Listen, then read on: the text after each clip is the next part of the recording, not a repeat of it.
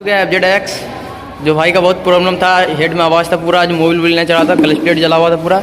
दिखा सकते हैं आप लोगों को, क्लच प्लेट पूरा जल गया। जो मोबिल नहीं चला था उसका कारण देख रहे हैं, बेलचिल क्लच जो खोले थे ना, ये बेलचिल कटा हुआ था पूरा, देख सकते हो। हाफ सेंटर ख़त्म हो गया, पूरा दाग आ गया इसमें। जो हमारे भाई नया लगा दिए हैं clutch plate centre hub assembly पूरा लग गया है इसका, देख सकते हैं। FZ क्लच का फुल काम हो रहा है इसका, ठीक है।